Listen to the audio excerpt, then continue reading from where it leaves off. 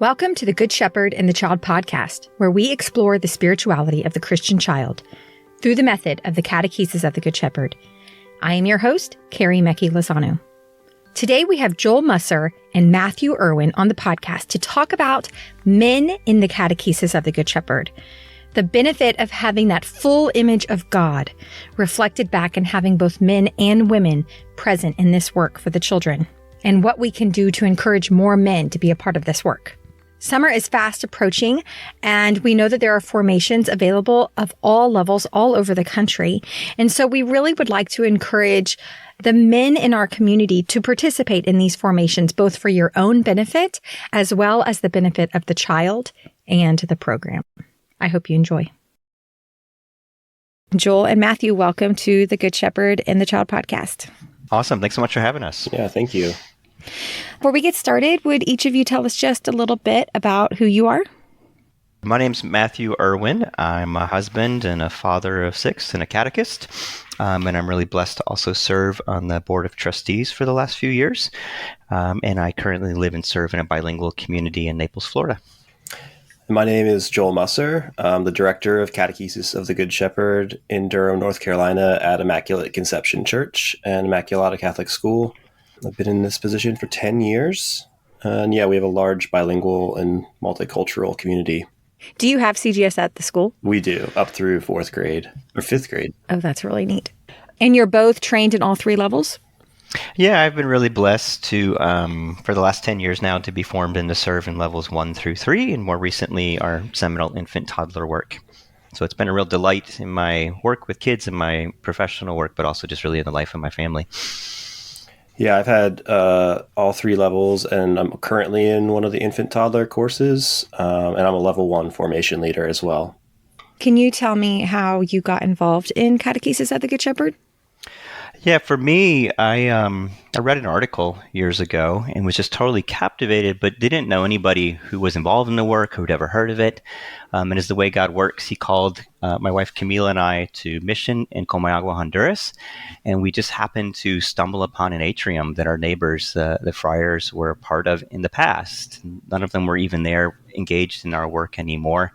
And so it was really an empty atrium, but it so intrigued me that I went out and bought a real beautiful mass kit for my children, and I didn't understand it at all. They literally just played mass in our house for a few more years until we landed in the Diocese of St. Petersburg, and I was able to find CGS and slowly be a part of this work. So it's been a special delight now as the years have gone by to meet those friends who wrote that article, who built that atrium, and now they're great friends in life, and I didn't know they had gone before me to prepare this beautiful gift. So I discovered CGS in a roundabout way. I was in grad school at Duke Divinity School doing a master's in theology. And we had our first child. My wife and I had our first child, Leo. And I, like a lot of parents, just read everything I could about parenting, and the Montessori way of parenting, or just the Montessori approach to the child, really resonated with me. And so I just ate it up and read a lot of Montessori stuff. And then I was a Sunday school teacher at an emergent church here in Durham, Emmaus Way church. And they were using godly play, which as many people know is similar to and a derivative of Catechesis of the Good Shepherd. So I read a lot with that. And that's how I got into like kind of catechesis from a more Montessori perspective. And then after grad school, I was looking for teaching jobs, and I wasn't really interested or looking for ministry positions.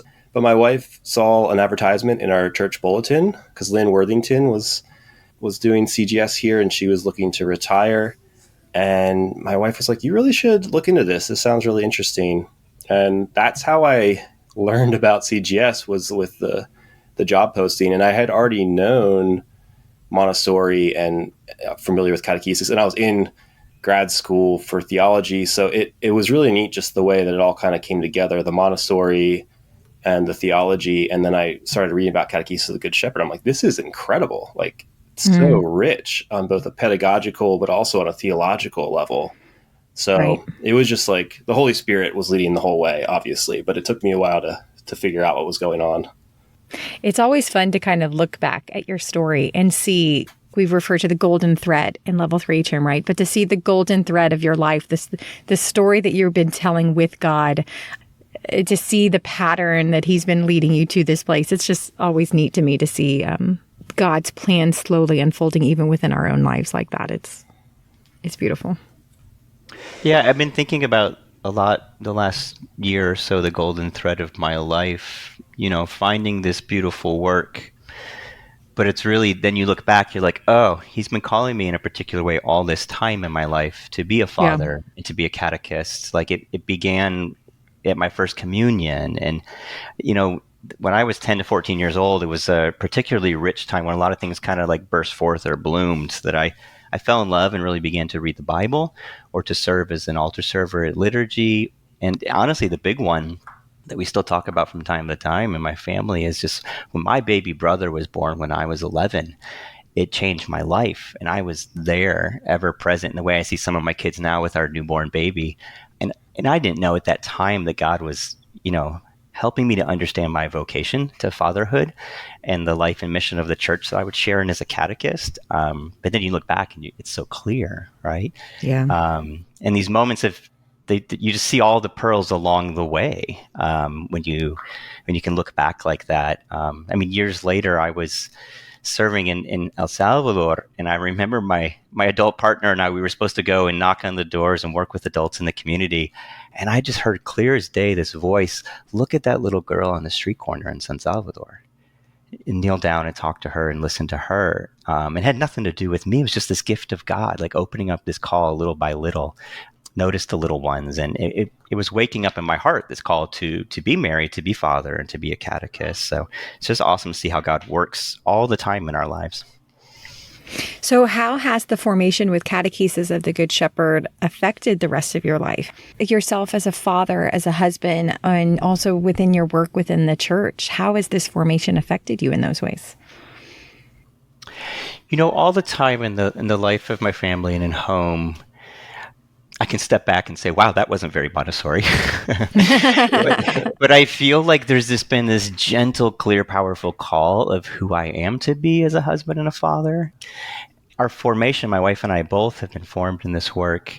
It's been like an anchor and a point of orientation in our relationship with our kids in all areas of life, but especially our prayer life together.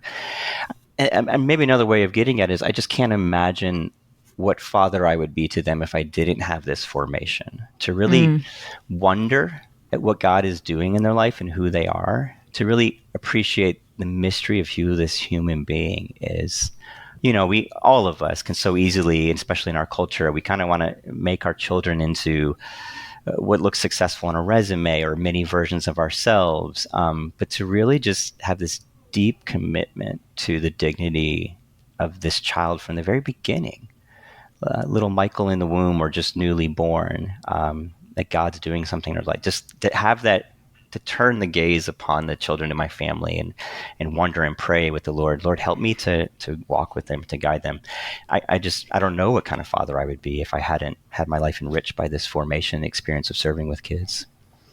Yeah, for me, since I had discovered Montessori beforehand, it's like deepened my understanding of my vocation as a father and as a husband and community member, all these different things. But one of the things that's really helped me with is my ministry to adults. By that I mean to parents and to volunteers and to other caregivers, even colleagues working here. It's given me a lot more grace, because with CGS, we just forefront the dignity of the person, regardless of anything else. Mm-hmm. And we kind of understand God in terms of grace and gifts. And so it kind of helps me be more charitable and also just, respectful in a way, like towards adults, because understanding like it's so easy to judge adults because we are adults. And so if I can figure this out, if I can be on time, if I can, whatever the thing is, why can't you? Right. And we learn with children to change our expectations, because they aren't adults. And so we can't expect the same things. And so I've tried to like kind of keep that sense of humility with the adults I come across, even that's kind of secondary ministry, is to try to also just not presume anything, and that I don't know what their situation is. And so to always approach it from like a more generous perspective. Yeah, one of the real delights is been continuing to work with adults. This formation has only deepened my commitment each step of the way to working, yes, with the parents of the children at Atrium, but other adults in the community. Like I can see now in hindsight how it's really shaped how I approach people, like you're talking about, Joel. You know, when I sit with parents of Atrium children or accompany adults or young people in OCA or wedding and baptism prep, like there's just the gift of the children to essentiality. You know, we can fill up adult things lecture style with so much content, which is rich and beautiful and maybe necessary. But then the children from the atrium, their voices and their work and their art ring in your ears. Like, what's most essential in this moment for this person so we can grow together in real faith and not just, you know, how can we be formed instead of receiving information? And just like the call to wonder and awe, that what a delight to sit with adults preparing for marriage or holding their first baby in their arms, preparing for baptism, to just really lift up, like it says in our 32 points, to open the eyes of adults to the hidden riches of the children. And that's not a lecture from us. Like, it's something we genuinely delight in with them because we've had these experiences with children in Atrium and our own children in our home. Yeah, similar to that for me has been kind of just embodying, I'm sure this is true for all catechists, whether you're a male or female, but embodying some of the things we learn has been one of the other impacts from CGS. I can't wash my counter after learning table washing. Like, I just can't do it the same way anymore. Like, I have to do it this, methodic, thorough way. And it's just kind of changed my perspective on like some basic life things too. And not just seeing like awe and wonder, but also like appreciation for simplicity and order has been huge for me. Yeah. And being okay with that, because a lot of, in a fast-paced society, like sometimes those are the things that go, and so for me to like give myself permission to slow down and to do things in a more intentional way has been really life-giving for me. Mm-hmm. Well, could you both speak into the benefits of being a male catechist and also to the program having a male catechist? Yeah, way back to the beginning of my marriage, which coincided with my work as a lay minister in the church, parents would come up to me, not always, but most often the mothers, and be like, it's so great to have a man in the classroom or a man in the church staff. And as a young guy, I wondered about that. Like you alluded to a moment ago, Joel, like there's so many experiences, training, formation, gifts that our sisters in this work share in too, right? There's nothing remarkable about me as a man.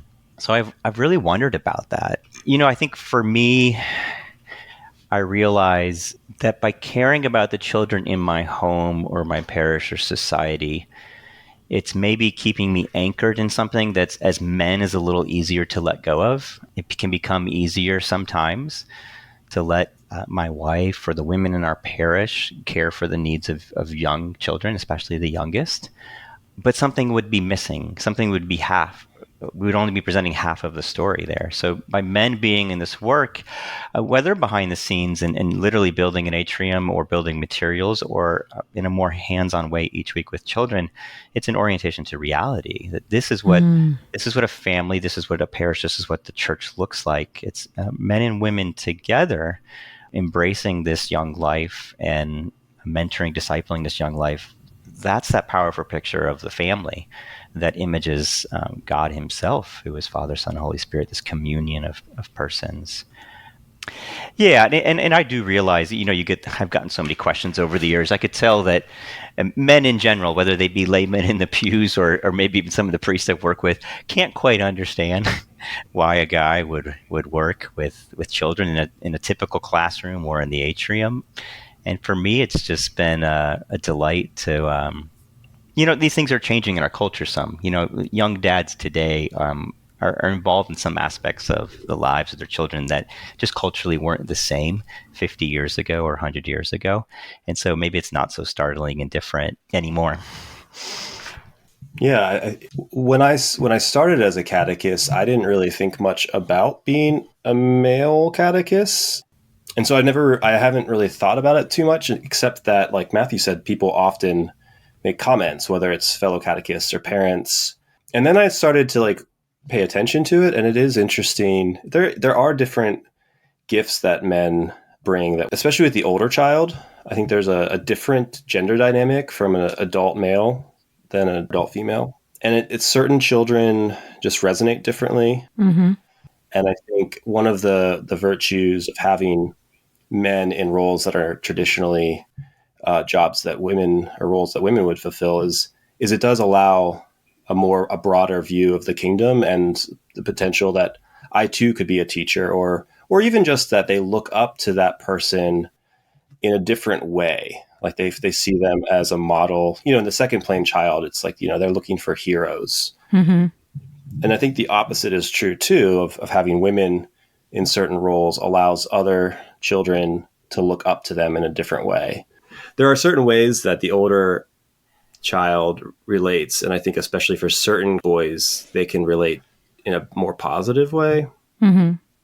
It makes sense, though, because if we talk about every day, there's a certain face of God that you are needing, right? Like some days I need God the protector. Some days I need God the lover, God the brother, God the mother. There's a different face of God that resonates with us with whatever's going on in our life. And as catechists, in so many ways, whether we want to admit it or not, we are a reflection of God. And so it makes sense that sometimes a child needs that reflection to be more male, or sometimes more female. And so to have both of those available for the child makes total sense with whatever is going on in their life and the face of God that they are needing to be resonated at that time. Makes total sense to me. And even at different phases, planes of development, it makes sense that sometimes they might need a more male presence or more female presence. Like we talk about with the infant-toddler, they're in such a sensitive period for the family. The family dynamic is the Holy Family is such a special image to that very young child. And so it makes sense that they would need to see both the male and the female. Those words, it makes sense. I was really struck once. You hold on to these pearls because in our families and in the atrium, you have some interesting days, some challenging days. And then some days, some moments you see something a child has said or done, or their art, something really profound that just pierces and synthesizes things. And so my wife and I had come from a formation course, each of us one day, and the children were all with their grandparents, and we happened to be meeting up at Mass. And for some reason, my daughter, who at the time was 3 or 4, I don't know what it was. I don't know if her grandmother had been talking to her during the day. When she welcomed us at Mass and embraced me, sitting there in the quiet of the church, she said, "It makes sense that he fathers us." And at first I didn't really understand what she said. And then I thought she was like saying something about me or her grandparents. And I realized no, she's making this bold proclamation that probably she didn't even know where it was coming from so much, but something that had been inside of her. It makes sense that he fathers us, right? And so obviously each of us as men and women and as catechists, we live out, we participate in the life, the mission of Christ, and we image in different ways. But I appreciate what you're saying, though, because we need these different faces of God, and there are things about men and women which are complementary and overlap but are distinct. And for me, I think it's like a zoom out a little bit more. What children need is relationship. They don't need interchangeable adults. They need actual relationships with particular adults who love them and mentor them and disciple them and accompany them. And we see this, yes, in the home and the family, but like just a great love for their teachers at school and in the atrium and other facets of life. And so children in general need that male presence as well. And in some aspects of life, it's not very common to be present, right? And maybe as boys in particular, at any age, but especially as they get older, they have a particular need to say that, like, there are men who know and love and follow the Good Shepherd too. I want to be part of that. Yeah, I think I like that as a relational thing because, for whatever reason, the older children seem to relate differently to different people, of course, but also just different kinds of people. And I know there's been occasions where they're just not, it's not clicking. And then if they're an atrium or a classroom with an adult male, they just relate different to them. And that's what they need. And I think being sensitive to that is important if you can recognize it and if you're able to accommodate that. But there's just different ways of relating, I think, especially again for the older child, because the younger child, the 3 to 6 year old, they tend to see things through the motherly love aspect, how they view the good shepherd in terms of like Cavalier talks about in these motherly terms. And so I think in level 1, the gender is really not an issue at all. I haven't noticed any difference with the younger child. They all tend to need this maternal thing, which even men can give. As men, we can still be maternal and give them that more feminine care, this typical, stereotypical feminine care. But as the child matures and develops, they tend to self-select into gendered groups often. They start to work in those terms. So I think as they're coming to understand their own gender, as well as cultural and biological things that go along with that, I think having a male presence can be helpful as they discern their own identity and kind of figure out how to be in the world. Right. So I think we can all agree that the male presence in the atrium is important. So how can we encourage more men to be a part of this work? How can we encourage more men to go to formation for CGS? A 4-year-old boy in the atrium recently, I served most often in level 1, and we were praying with the birth of Jesus and the adoration of the shepherds. And he was really drawn to St. Joseph and made this comment that I almost kind of corrected at first because I thought, he's misheard, he's misunderstood something. He said, Joseph belongs to the shepherds. And I resisted the urge and I was just silent. And he said, because he protects Mary. He had picked up on this aspect of the scripture of how the shepherds were watching over the flocks. And he chose that word, protect.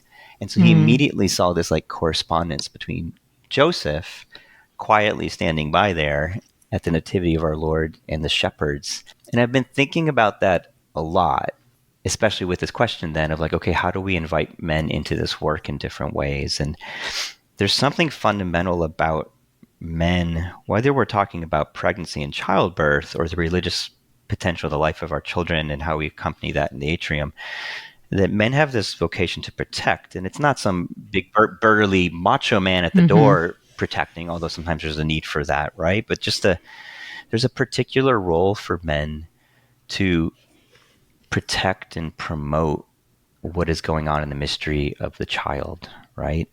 So I think of St. Joseph there at the manger, the pesebre, or I think of, standing by my wife at the birth center recently. St. Joseph is just so often silent. There's this wonder and awe, if nothing else, to be able to lift up in Bible studies in men's groups and small groups, something that can feed our prayer life as men. Men, look, there's something here for us that God is giving the church through the children in your homes and in the church around the world. And then, who is St. Joseph and what do the men in our parishes do to just quietly do what needs to be done? It's not that men are not engaged in protecting children or caring about the religious education of children, but so many heroic men are doing that in these quiet ways. It's Miguel and Jaime and Alonso and Martin who are literally refurbishing the room and building the materials for our children.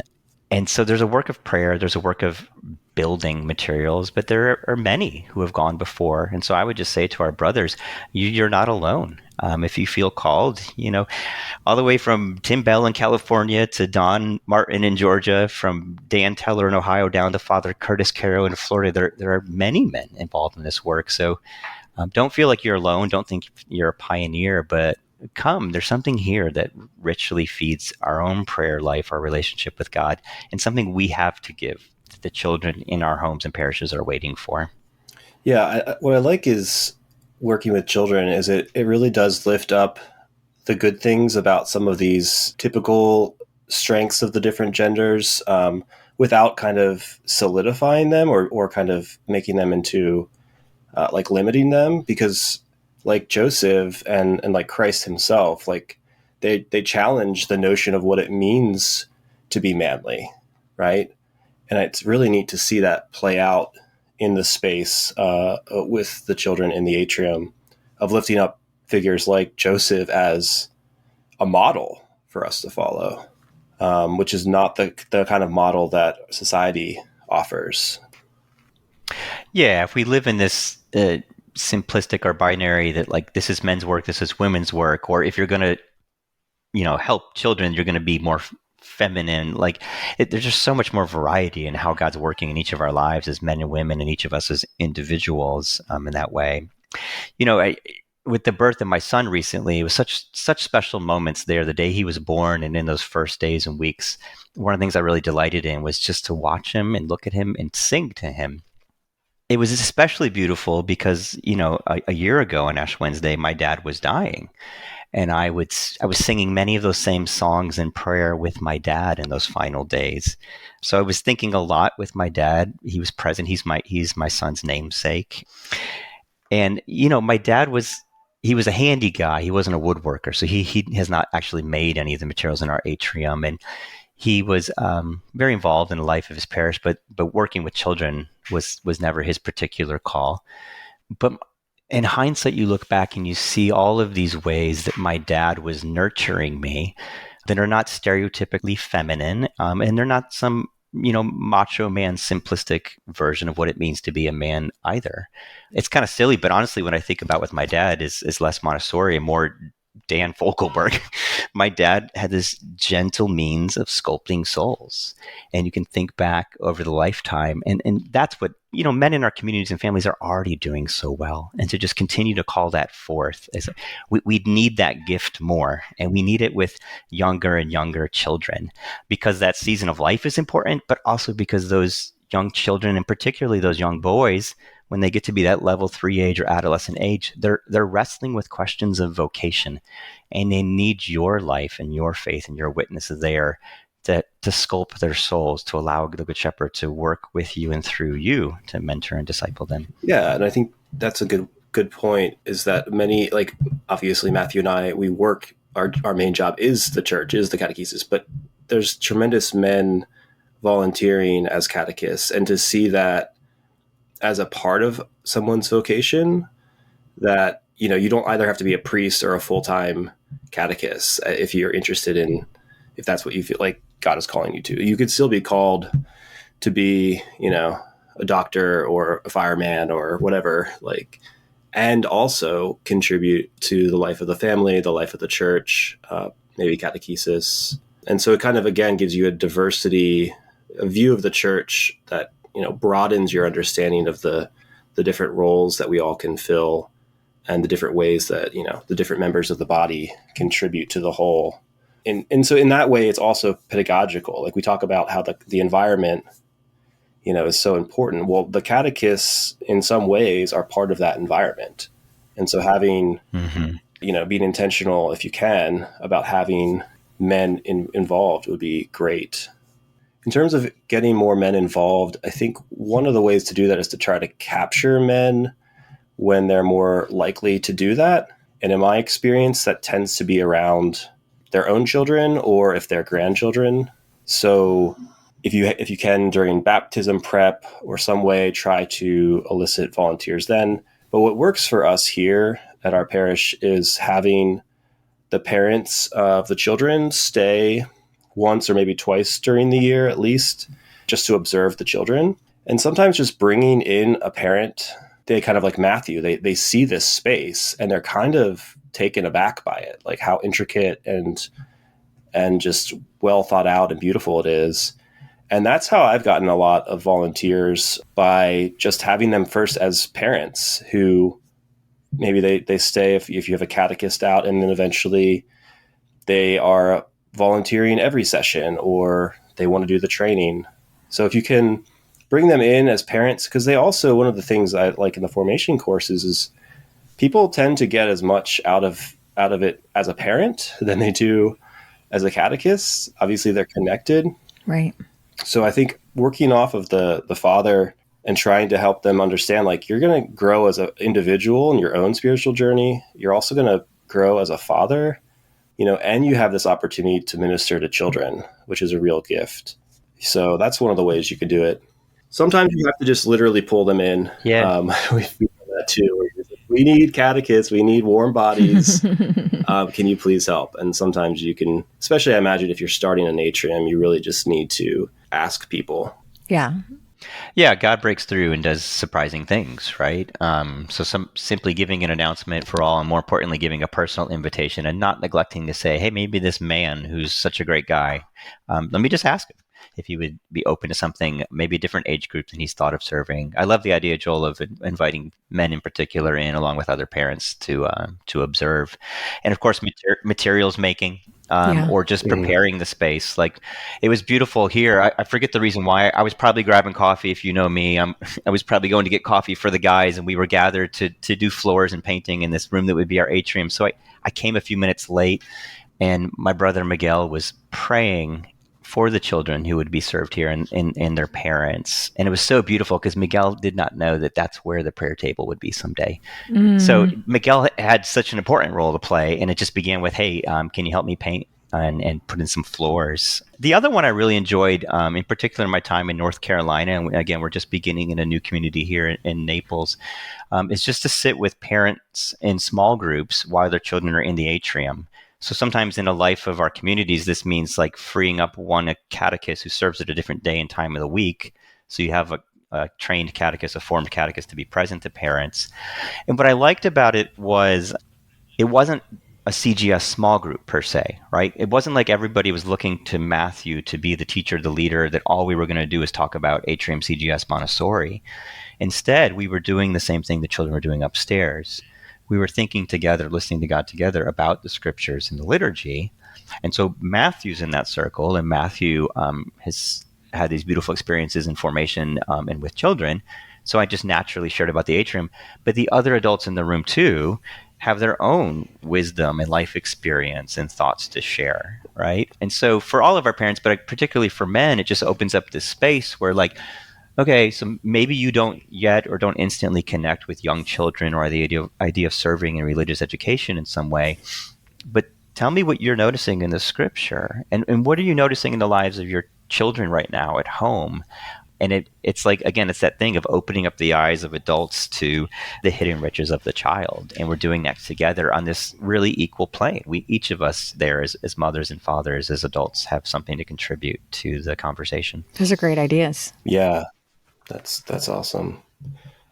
Yeah, another way I think is to try to maybe shift our view of how we do formation courses.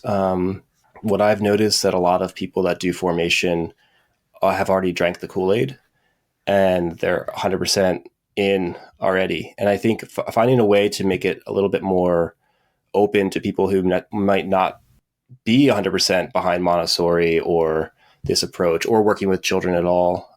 I did my level 1 and level 2 formation at St. Stephen's in Richmond, Episcopal Church there, and they had a fantastic pastor who recently retired.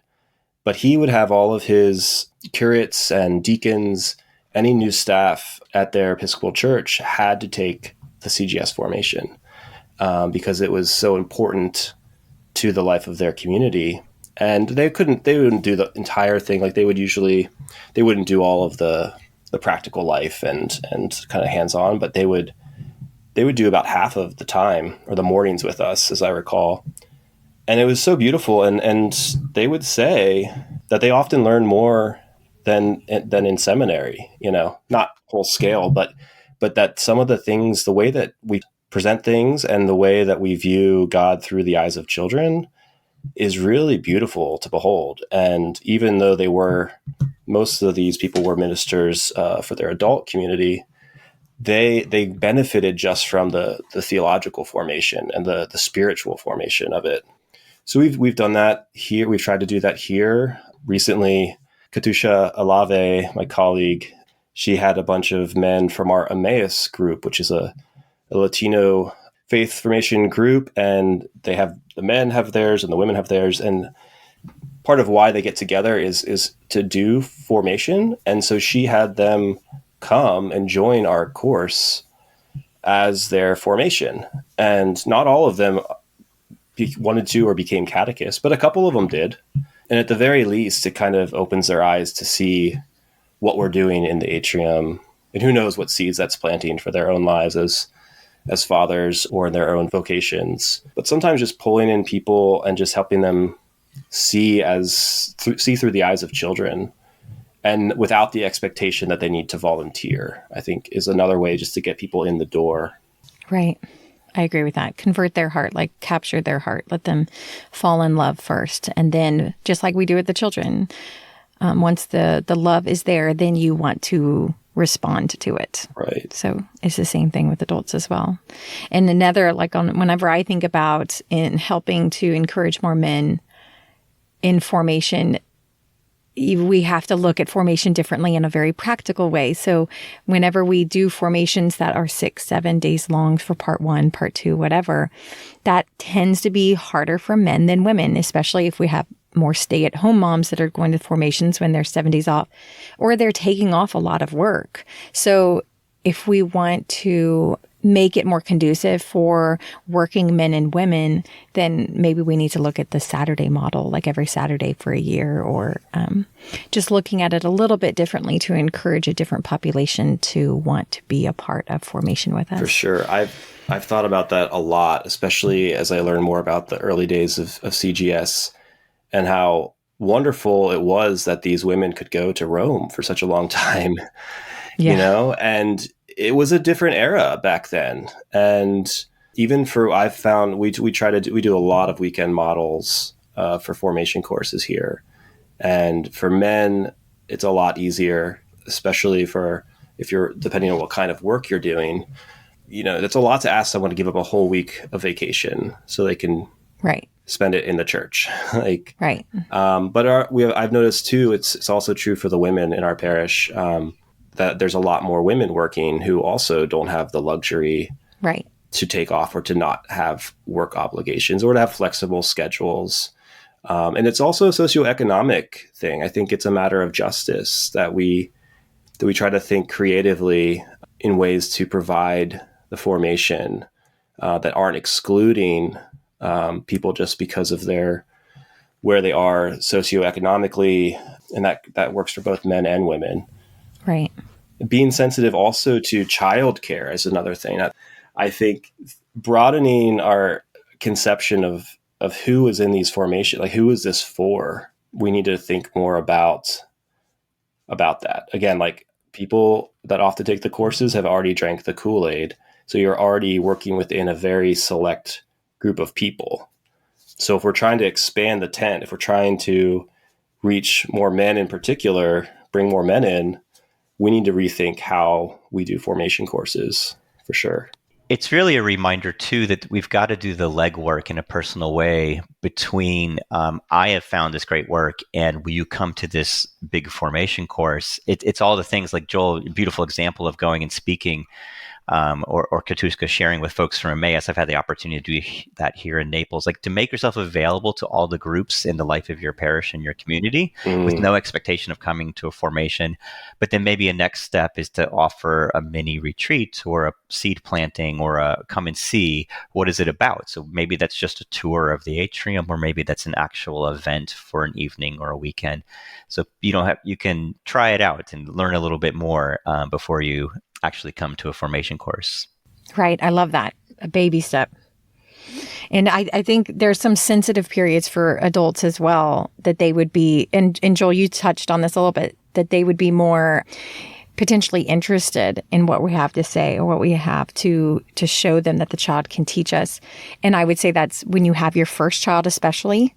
Yes. You kind of go through a sensitive period, especially maybe if you've fallen away from the church, you go, oh, wait, I need to come back. I'm about to have a kid.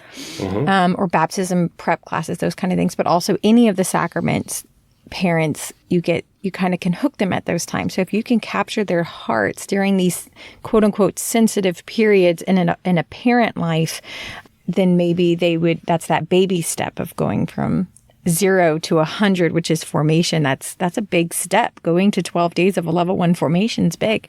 So yeah, maybe that's when you can capture their heart to do something a little smaller, like the seed planting or being just an assistant in the atrium or sitting in there and just sit and observe. I'll be the adult and I just need a second adult for safe environment reasons. So you just sit and observe and you can write what you see and we'll talk about it afterwards. And, you know, there's baby steps. I like that idea, Matthew.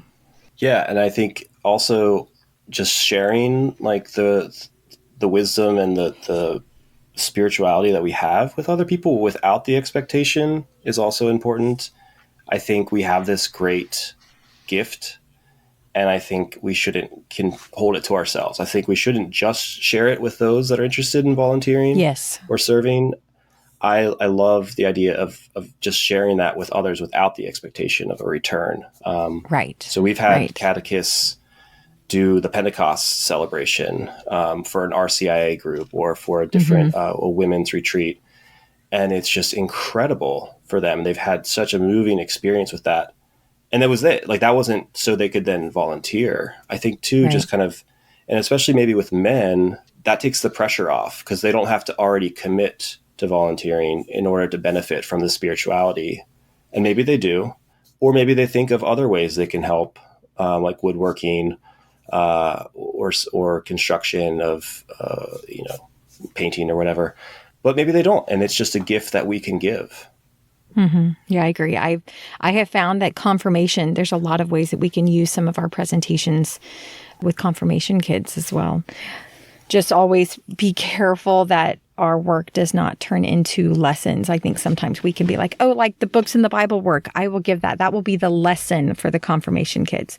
And we have to be very careful that we don't lose the heart, which is also the reflection, the time to actually process and sit with what has been presented rather than just reading the presentation and it becoming a lesson.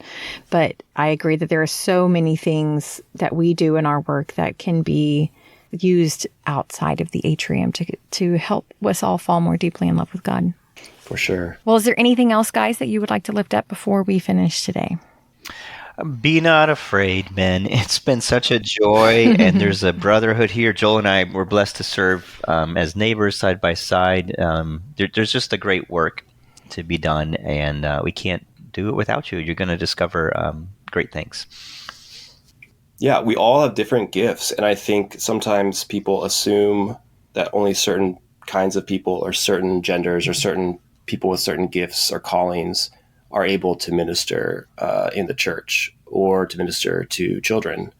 And if you haven't, been to seminary, or if you haven't been prepared as a teacher, people might think that they have nothing to offer. But God has given us all wonderful gifts. And so I think be open to perhaps trying something different or new. Obviously, if you have the skill sets or the interest already, that's wonderful.